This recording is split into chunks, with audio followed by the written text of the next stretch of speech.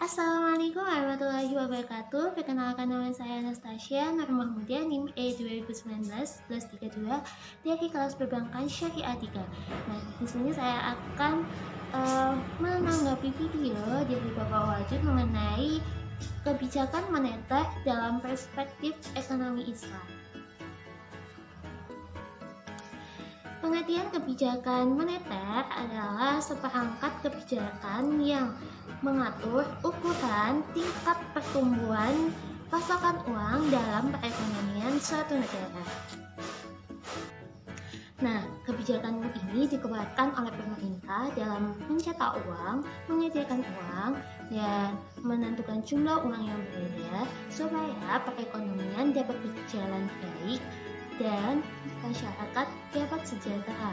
Jadi uang itu harus sesuai dengan kebutuhan masyarakat.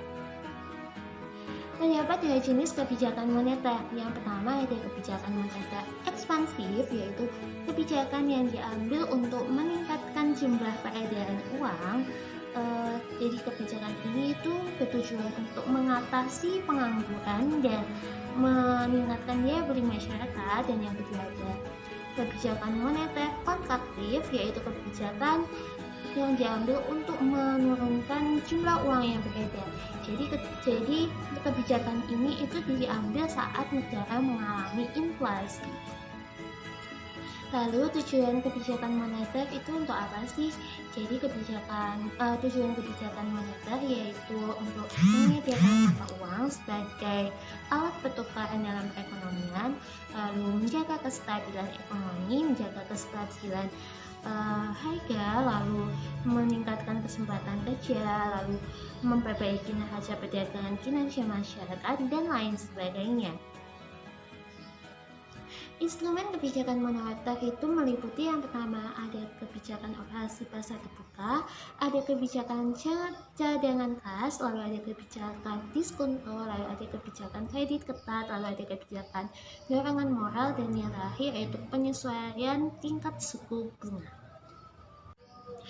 Adapun beberapa madhab instrumen kebijakan ekonomi moneter, yang pertama adalah madhab pertama Iqtisodiyah yang dikembangkan oleh M. Bakir.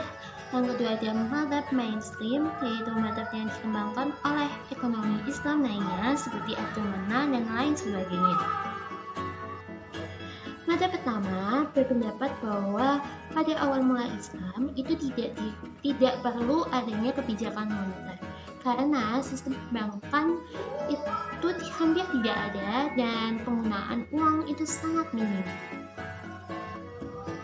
Madhab kedua mainstream berpendapat bahwa tujuan kebijakan moneter pemerintah adalah untuk memaksimalisasi alokasi sumber daya untuk kegiatan ekonomi yang produktif, serta melarang penumpukan uang karena uang tersebut tidak memberi manfaat dan tidak memberi peningkatan kesejahteraan dalam masyarakat.